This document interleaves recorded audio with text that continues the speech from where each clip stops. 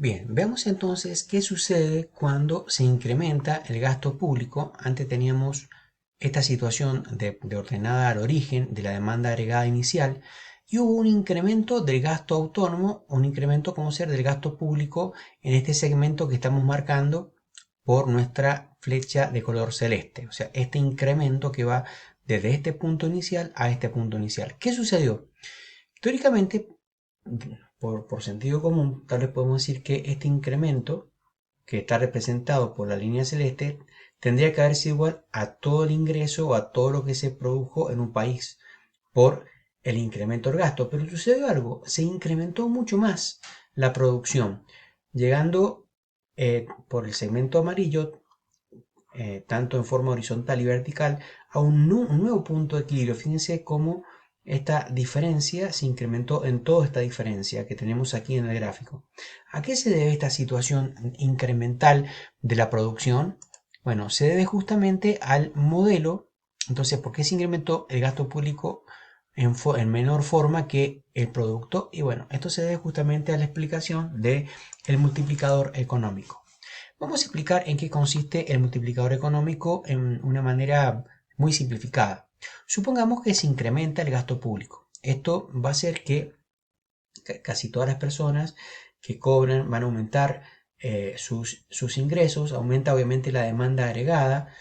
Supongamos que se van a hacer mayores, una obra en construcción de una carretera, un puente. Entonces, en los lugares alrededores en donde se está haciendo ese puente, van a haber almacenes, van a haber negocios, en donde los mismos empleados del Estado que están trabajando allí van a ir y van a comprar más niveles de productos en esos almacenes. Entonces los almacenes vamos a ver que van a necesitar justamente aumentar sus stock en los almacenes, en las tiendas, para poder vender a esos empleados porque tienen obviamente un mayor ingreso. Vemos entonces que una cosa interesante a considerar que tanto por este aumento en la demanda existe un aumento en la producción y un aumento en la renta.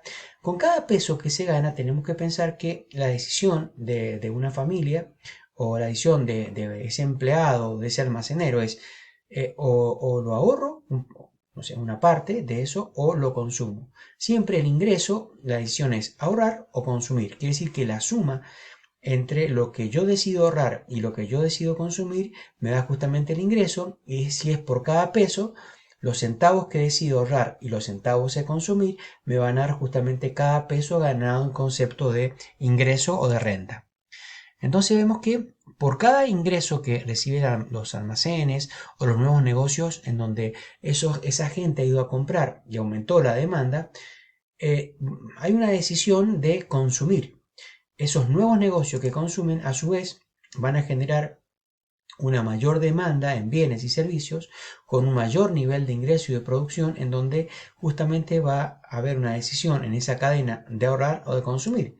Y así, en forma secuencial o exponencial, vemos que cuando se incrementa, en este caso el gasto autónomo, el gasto público, se dispara todo el nivel del ingreso por, diríamos, el efecto multiplicador de se va a demandar o a producir, porque muchos negocios que están relacionados con esta actividad inicial han decidido justamente producir más y han decidido justamente gastar más, activando toda la economía. Entonces decimos que para explicarlo matemáticamente partimos de una igualdad donde toda la renta es igual a la demanda agregada, y decimos que la demanda agregada vamos a sacar en esta primera explicación al comercio exterior, podemos decir que es igual al gasto público, la inversión y el consumo autónomo. Y también es igual a la propensión marginal a consumir por la renta.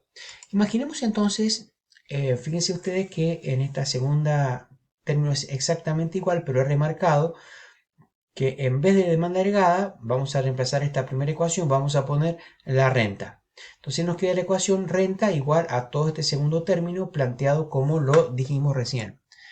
Ahora vamos a pasar la propensión marginal a consumir por el ingreso que está sumando. Al otro lado de la igualdad lo pasamos restando y me queda la renta menos la propensión marginal por la renta va a ser igual a todos los elementos autónomos, o sea, el gasto público autónomo, la inversión autónoma y el consumo autónomo. Ahora lo que voy a hacer es sacar factor común. Fíjense ustedes que en este sumando el ingreso y el ingreso se repite, entonces sacamos factor común, primer caso de factoreo, y me queda I por 1 menos C.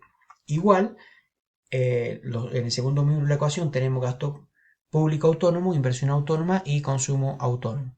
Ahora lo que yo voy a hacer es despejar el ingreso, y esto que está multiplicando el ingreso pasa dividiendo, diríamos, al otro miembro de la igualdad. Entonces fíjense ustedes que nos queda que la renta es igual a 1 sobre 1 menos C, o 1 menos la propensión marginal a consumir, por todos los gastos autónomos, gasto público, inversión y consumo. Ahora lo interesante de esta ecuación es que acuérdense ustedes que 1 menos C es justamente el ahorro, porque si yo tengo de cada peso decido sacar el consumo, me queda lo de cada peso decidí ahorrar. Entonces podemos decir que a esto que está acá, a 1 menos 1 menos C, se le llama multiplicador económico, o multiplicador de los bienes de la demanda agregada. Decimos entonces que el multiplicador es igual al inverso del ahorro, porque es 1 menos 1 menos C. Entonces el inverso del ahorro es el multiplicador económico. Entonces lo vemos acá en la fórmula. Un tema interesante a analizar es que para que se mantenga la igualdad, un cambio que existe en uno de los miembros de la ecuación nos va a afectar también el cambio en el otro miembro de la ecuación.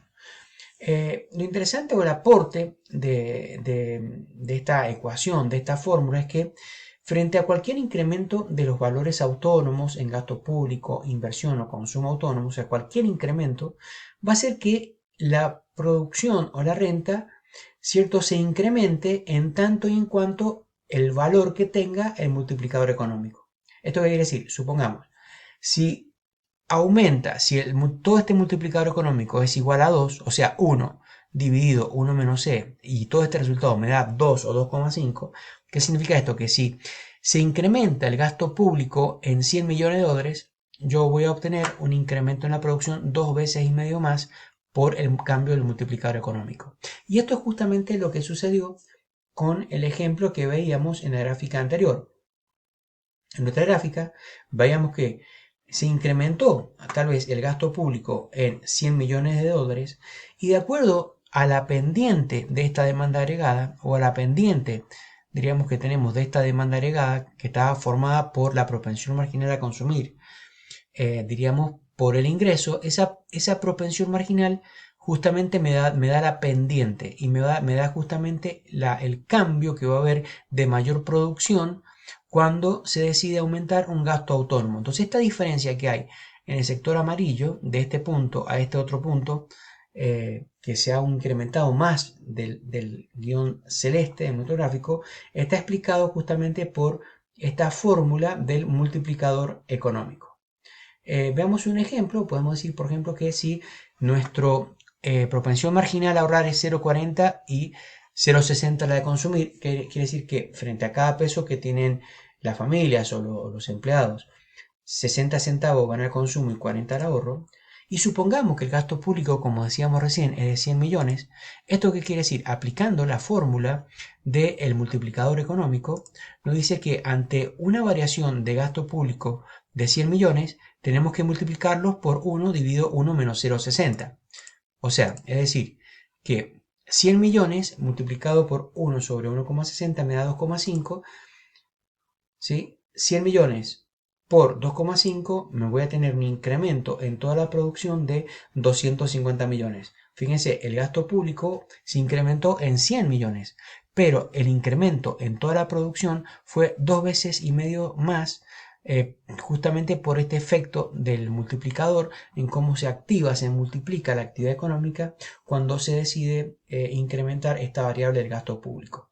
Este análisis del modelo keynesiano dio lugar a Keynes, Maynard Keynes, a elaborar su teoría, diciendo que las empresas, cuando el sector privado tiene mucho miedo, en el caso cuando hay guerras o casos catastróficos, tiene miedo de dar el primer paso a invertir, de incentivar la inversión y así aumentar justamente la producción. Entonces Keynes dice que es la función del Estado incentivar el gasto público para obtener una mayor aceite en la economía y lograr una mayor producción y crecimiento.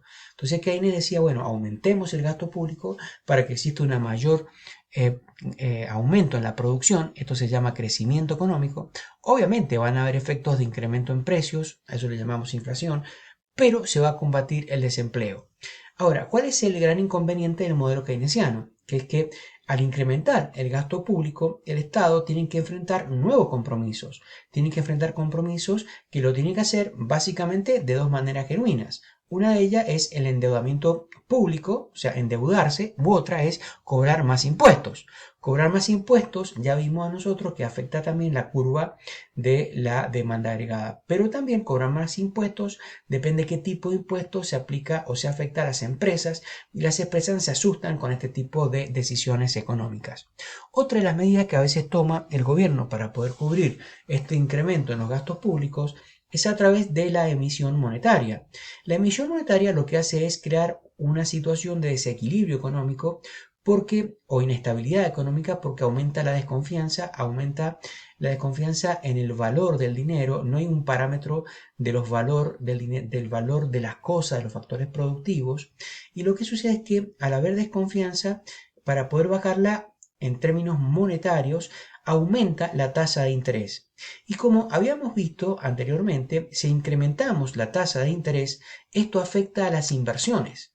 Entonces, en el corto plazo, posiblemente el efecto keynesiano es que al aumentar el gasto público obtengamos un mayor incremento o activación de la actividad económica, pero que al aumentar la tasa de interés por un tema de especulación, o porque aumenta el riesgo país, o porque aumenta la tasa de interés para que la gente no se vaya a otros bienes, como por ejemplo puede ser el dólar, al aumentar la tasa de interés afecta a la inversión. Las empresas ya no pueden sacar préstamos para pagar sus deudas, las empresas ya no pueden comprar máquinas y tractores por el incremento en la tasa de interés, y ya entonces esto dispara a las inversiones. Para sacar inversiones del país, se van las empresas justamente del país, o disminuye la inversión.